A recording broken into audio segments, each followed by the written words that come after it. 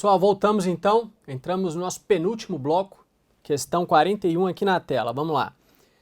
O presidente da República encaminhou projeto de lei ordinária ao Senado Federal, então o presidente encaminhou um projeto de uma lei ordinária ao Senado, dispondo sobre a revisão geral anual da remuneração do servidor público.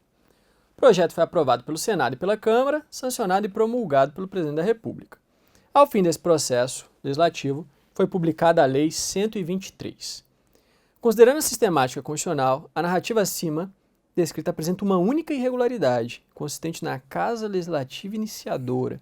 Então você tem que saber se o presidente era competente para esse projeto, para deflagrar, se começa no Senado ou não, o que mais? Se ele que sanciona, promulga e publica. Então é um tema envolvendo tanto a administração pública quanto o processo legislativo, né?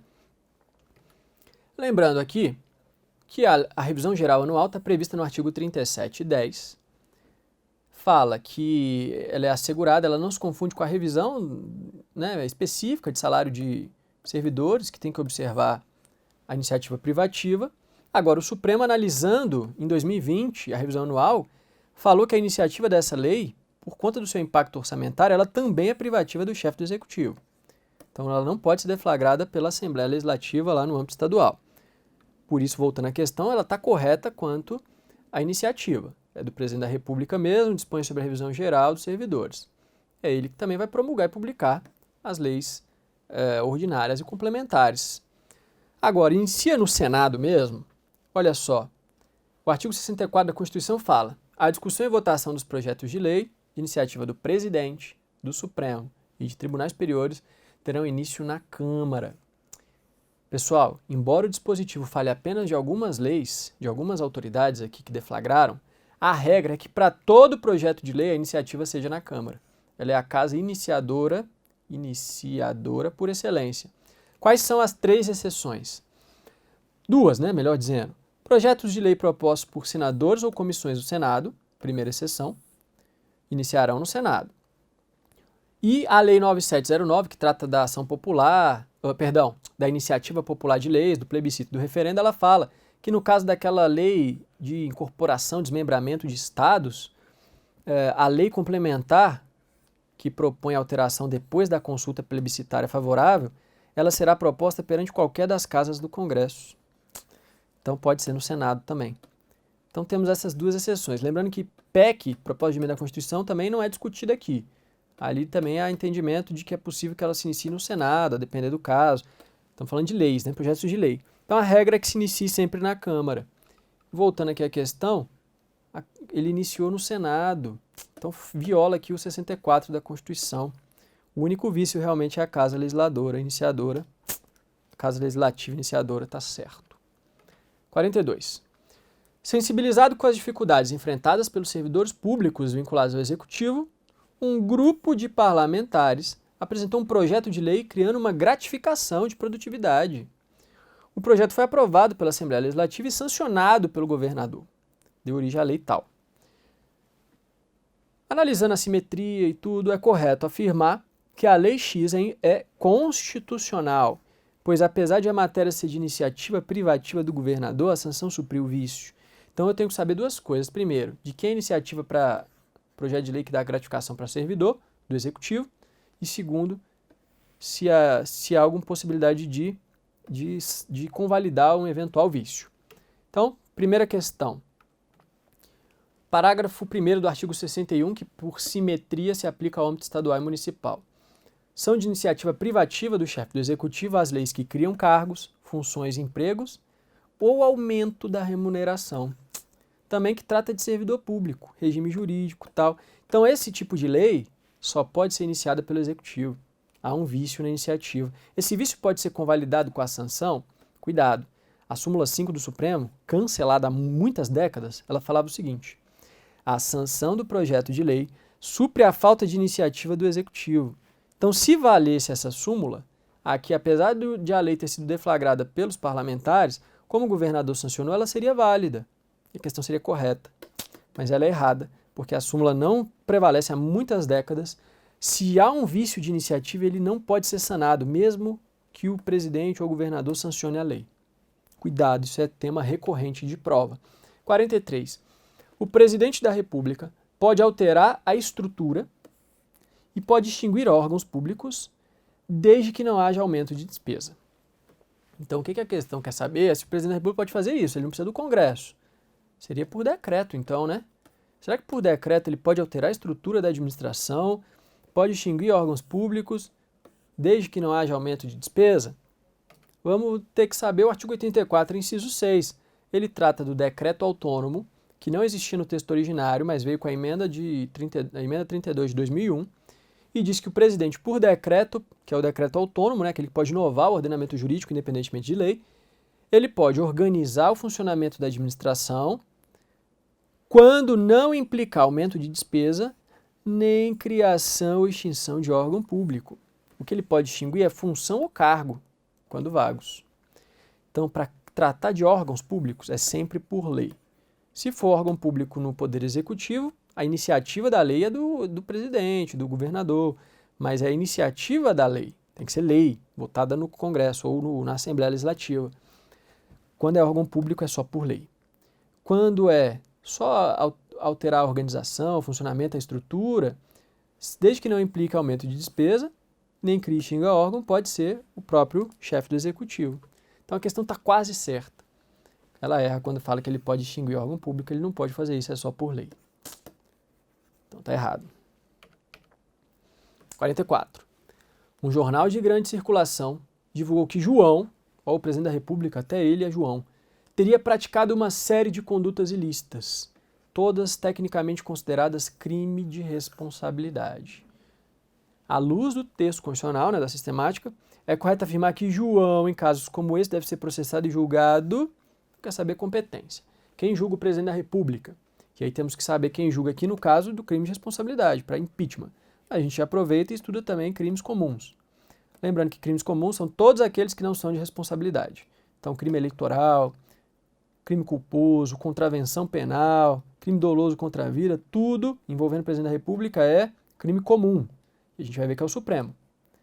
E crime de responsabilidade, todo mundo sabe, é o Senado. A banca vai falar que é a Câmara, que é o Congresso, é o Senado, após a autorização da Câmara. A autorização da Câmara se dá tanto no crime de responsabilidade quanto no crime comum. É o que diz o artigo 86. Admitida a acusação contra o presidente da República por 2/3 da Câmara, será ele submetido a julgamento perante o STF, nos crimes comuns, ou o Senado, nos crimes de responsabilidade. Então, o juízo de admissibilidade sempre existe. O que a questão de prova também pode cobrar? Não caiu aqui, mas pode cobrar. Primeiro, o Senado não é vinculado à decisão da Câmara. Então, se a Câmara autorizou por 2/3, o Senado pode não iniciar o processo. Ele se dá, inclusive, o voto por maioria simples, basta a presença da maioria absoluta. Fala, não queremos processar. Se decidir processar, é que depois o Senado vai ter a decisão de pronúncia, depois, lá no finalzinho, por 2/3 é que ele edita a resolução condenatória ou absolutória. Também outra coisa que pode cair na prova é que o presidente fica suspenso das funções a partir de quando recebe a denúncia ou queixa no Supremo, nos crimes comuns, ou quando o Senado instaura o processo no crime de responsabilidade. Então, depois daquela decisão lá por maioria simples. E, uma vez recebida a denúncia ou instaurado o processo no Senado, ele fica 180 dias afastado do cargo de presidente.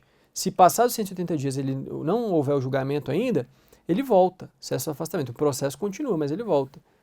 Tá? Continua o processo, ele pode sofrer o impeachment ou ser condenado, mas fica só 6 meses afastado no máximo. 45. O presidente da República delegou ao ministro de Estado. Então, pode o presidente delegar coisas ao ministro de Estado? Pode, mas depende. A competência é para editar um decreto visando a extinção de cargo público, quando vago. A gente já viu que cargo público, quando vago, pode ser editado por decreto mesmo. Pode ser extinto por decreto mesmo. Mas pode delegar isso? E pode ser para o ministro de Estado? À luz do entendimento dos tribunais, para o julgamento de mandados de segurança, tal, é correto afirmar que a delegação foi regular, considerando que a matéria era suscetível de delegação, e os mandados de segurança impetrados contra atos do ministro, que recebeu a delegação, são julgados pelo STJ. Então, uma questão interdisciplinar, digamos assim, né? Fala de várias disciplinas dentro do direito constitucional. Poder Judiciário, Poder Executivo. E aí? Remédios constitucionais. Bom, você tem que saber o parágrafo único do artigo 84, que fala que o presidente pode delegar 3 funções a algumas autoridades: o decreto autônomo, a concessão de indulto, comutação de pena e o provimento de cargos públicos. Lembrando que se pode delegar o provimento, o Supremo diz que pode delegar também o desprovimento, ou seja, a pena de demissão o presidente pode delegar. Então pode delegar o decreto autônomo que a gente já estudou lá do 84.6, extingue cargo público quando vago. Mas pode para ministro de Estado? Pode. Para ministro de Estado, para o PGR ou para o AGU. Não vou fazer considerações sobre a estranheza de poder delegar para o PGR, que é membro de outro, né, não é de outro poder, é de fora do executivo. O AGU é subordinado ao presidente, os ministros de Estado também, mas e o PGR? Isso é meio bizarro, mas não vem ao caso aqui. Que mais? Então pode delegar. E quando o ministro de Estado atua em exercício da competência delegada? Contra quem cabe o mandado de segurança ou ação judicial?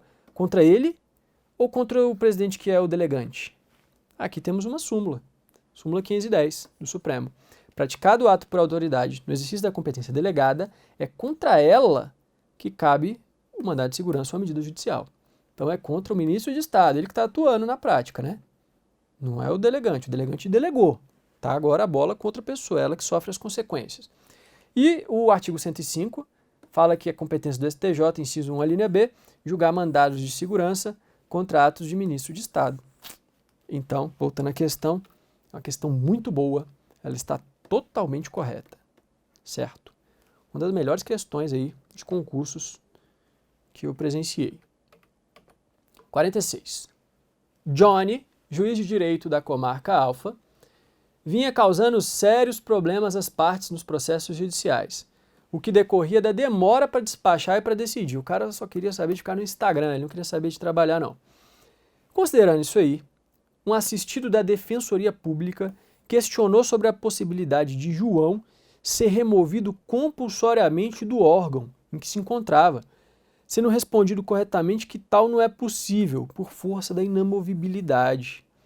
Então a questão quer saber, o juizão de direito, ele não pode sair da sua comarca ali, da sua vara, melhor dizendo, porque ele é inamovível? Ou a inamovibilidade é relativa? Bom, a questão está errada, porque a inamovibilidade é relativa. Ele pode sim ser removido compulsoriamente. O juiz, o membro do judiciário, melhor dizendo, ele possui algumas garantias. São chamadas de garantias funcionais para diferenciar das institucionais que são do próprio Poder Judiciário, que são a autonomia administrativa e a autonomia orgânica, financeira, artigo 96 e artigo 99 da Constituição. O que interessa é a garantia dos membros, que preserva a independência e a imparcialidade. A imparcialidade é preservada por algumas vedações. O juiz não pode exercer outra função a não ser dar aula, não pode exercer atividade político-partidária, receber contribuições, custas no processo, um monte de coisa. Já a independência é preservada com 3 garantias funcionais aqui. A vitaliciedade, após 2 anos de exercício na primeira instância, a inamovibilidade e a irredutibilidade de subsídio. O que interessa para a gente é essa aqui, a inamovibilidade, que diz, lá no 95, inciso 2, da Constituição, que o juiz é inamovível salvo por interesse público, decidido pelo voto da maioria absoluta do tribunal ou do CNJ assegurada ampla defesa.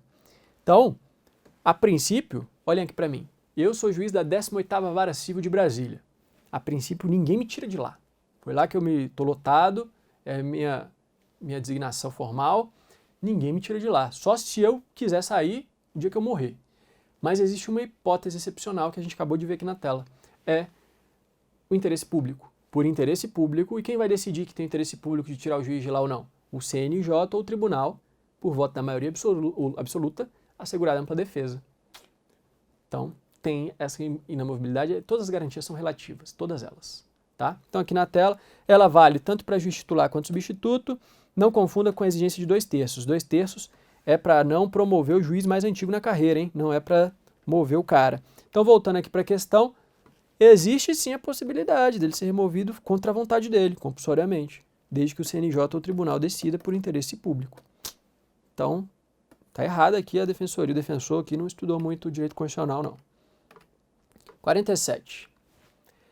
Após regular a tramitação, Pedro não obteve êxito em primeira e segunda instâncias na ação judicial que é ajuizada perante a justiça comum em face de Antônio. Então o Pedrão e o Antônio aqui estão litigando. O Pedro até agora não conseguiu ganhar na primeira e na segunda instância. O advogado do Pedro entendeu que a decisão lá da segunda instância afrontava a lei federal, tal. E falou que vai recorrer. Falou, ó, não tem nada perdido, me paga mais uma grana aí que eu resolvo a sua situação. Qual que é o recurso que ele tem que interpor aqui? Segundo a questão, o correto seria um recurso direcionado ao STJ. E aí a questão é, quando a decisão afronta a lei federal, você vai ficar na dúvida, cabe o RESP ou o RE? Vamos olhar os dois? RESP, causa decidida sempre em única ou última instância por Tribunal Regional Federal ou Tribunal do Estado. Então, turma recursal não permite RESP. Quando a decisão recorrida, de 3, uma. Ou contraria a lei federal, negando-lhe vigência e tal, mesma coisa aqui basicamente, ou julga válido ato de governo local em face da lei federal, ou o juiz der à lei federal interpretação divergente da de outro tribunal, então para uniformizar a interpretação da lei federal. O caso aqui, o juiz, a alegação de que o juiz contrariou ou negou vigência à lei federal, não é isso? Vamos ver aqui de novo. Afrontou a lei federal. Então é muito tranquilo, cabe o RESP com base no 105.3a para o STJ. Não confundir com o RE para o Supremo, que é causa decidida em única ou última instância, então pode ser até em turma recursal, não precisa ser tribunal, quando a decisão ofende a Constituição, declara a inconstitucionalidade, ou seja, análise também em face da Constituição, julgar válida lei ou ato de governo local em face da Constituição, e a única que pode trazer a dúvida é essa aqui, ó, julgar válida lei local em face de lei federal. Cuidado, se for ato de governo local em face da lei federal, é RESP. Mas lei local em face da lei federal é RE. Por quê? Porque se uma lei está contrariando a outra lei, o problema é de repartição de competências.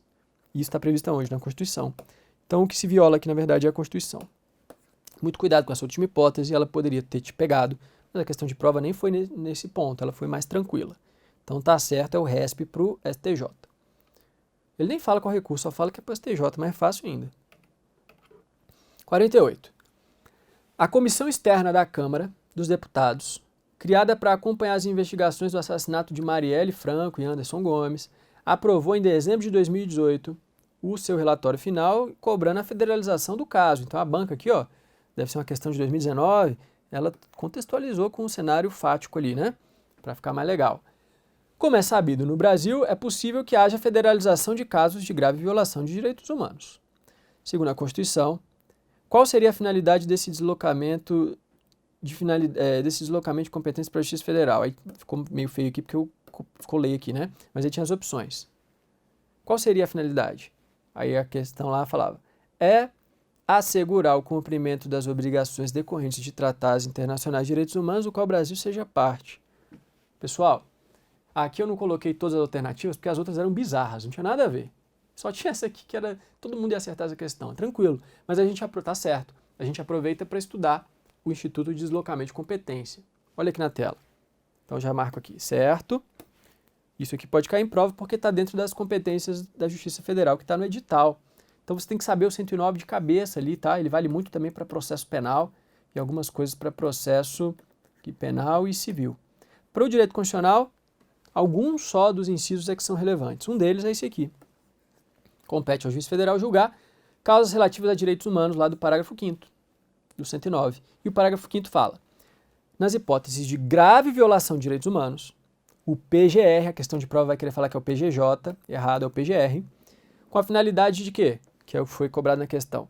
Assegurar o cumprimento de obrigações e com os tratados de direitos humanos. Pode suscitar perante o STJ, cuidado, a prova vai falar que é perante o STF, mas é o PGR, perante o STJ, é mais incomum, né? Mas é. Em qualquer fase do inquérito do processo, pode promover o IDC para a Justiça Federal. Então, um caso que é da Justiça Estadual, matar a mulher lá, Justiça Estadual, pode ir para a Justiça Federal. Quando? Quando tiver presentes os requisitos. O Procurador-Geral pedir, o STJ aceitar, grave violação de direitos humanos e o Brasil está descumprindo as obrigações de tratados internacionais. Então, e aí tem mais um requisito, é isso que eu queria chegar. Nem caiu na questão, mas além do que está na Constituição, o STJ exige mais um requisito, é um requisito chamado aí de jurisprudencial, porque não está na Constituição.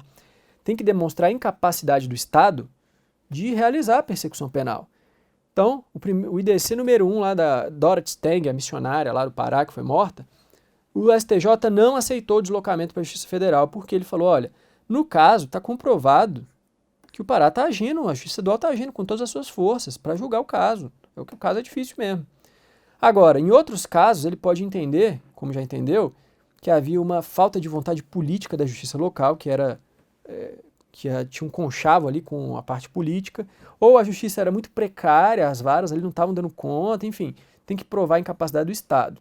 Não é só porque o caso viola direitos humanos que vai para a Justiça Federal, não. A Justiça Estadual também tem que proteger direitos humanos. Então, voltando à questão, tá certa. 49.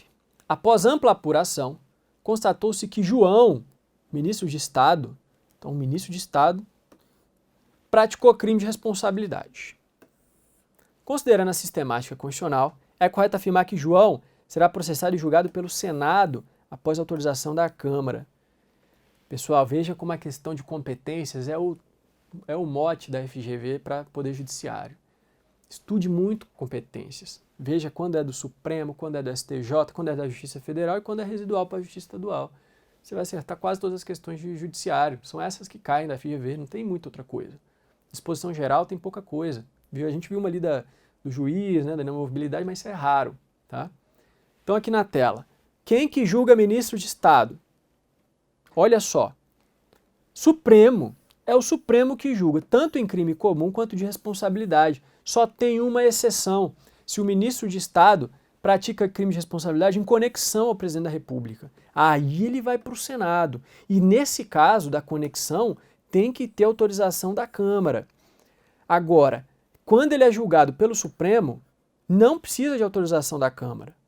Então, quando ele pratica crime comum, nunca a Câmara vai autorizar o ministro de Estado a ser julgado, porque é no Supremo. E quando é crime de responsabilidade, geralmente também a Câmara não vai precisar autorizar, porque ele também é julgado no Supremo, salvo o caso de conexão. Pouquíssima gente sabe disso aqui, gente. Pouquíssima gente sabe disso aqui. Então, a questão de prova foi ali na jugular do candidato. Não é o Senado. Por quê? Todo mundo entende, decora crime de responsabilidade, é Senado. Não, só vai para o Senado se for ministro de Estado quando houver conexão. A questão não falou nada de conexão. Então, a princípio, é o Supremo, não precisa de autorização. Questão errada, essa aqui é excelente. Para a gente fechar esse bloco, última questão aqui. E a gente vai para o bloco final. Edson, entendendo ser injusta a sentença proferida pelo famoso João, juiz de direito, que tem mais de 10 anos na carreira, então, ou seja, o cara é vitalício, né? Com 2 anos ele adquire vitaliciedade, deixaram bem claro aqui. Julgou improcedente o pedido e ingressou com representação lá no CNJ. E o CNJ, a gente está brincando aqui, mas o CNJ vai dar o ferro aqui no João, pode ter certeza. Não sei nem qual que é o caso, mas vai quebrar o cara. O CNJ realmente é rigoroso. Requerendo que, comprovada a injustiça da sentença, seja promovida, primeiro, a reforma. Segundo, demitir o João. E aí a questão fala, o CNJ é competente apenas para demitir e não para reformar. E aí tem outras alternativas. Ele é competente só para reformar e não para demitir. Ele é competente para os dois, ele é incompetente para os dois. E aí o candidato tem que analisar. Então vamos lembrar primeiro que o CNJ é um órgão de caráter nacional e é o tema mais relevante nas disposições gerais. Por isso que eu falo dele aqui, tá? Que está lá no edital. Ele tem caráter nacional e é um órgão de controle interno do Judiciário, não é controle externo. Externo é o CNMP lá do CNJ, ou do Ministério Público. Mas o CNJ, em face do Judiciário, é interno. O Supremo decidiu que ele é constitucional porque ele é um órgão de controle interno, então não viola a autonomia do Judiciário, apesar de ter membros de fora, mas que não pode ter conselhos estaduais. Tem até a súmula. É inconstitucional a criação pela Constituição do Estado de órgão de controle administrativo do Judiciário, do qual participem representantes de outros poderes. Só pode ter isso no CNJ. Ele só tem competência administrativa, financeira e, para ferrar os juízes lá, PAD, né? Deveres funcionais. Então tem 3 competências. Não tem função jurisdicional. CNJ não revisa a decisão judicial, não julga em caráter definitivo, é só decisão administrativa. Então, a gente já pode falar que ele não pode reformar a decisão do juiz de maneira alguma. Mas ele pode demitir o cara?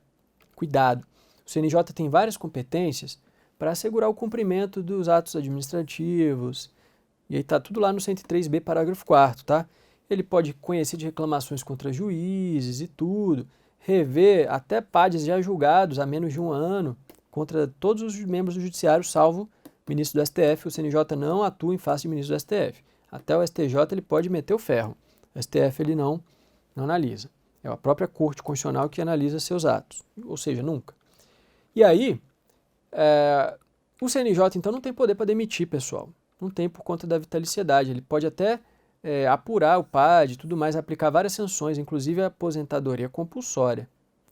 Mas para demitir não pode, por quê? Porque ele é um órgão apenas administrativo. Se ele não tem função jurisdicional, ele não produz sentença. E a vitaliciedade é uma garantia que exige sentença judicial transitada em julgado para o juiz ser demitido do serviço público. Então não pode. Está errada a questão de não poder fazer nada disso. Pessoal, a gente para por aqui e voltamos no último bloco para encerrarmos nosso curso. A gente já volta.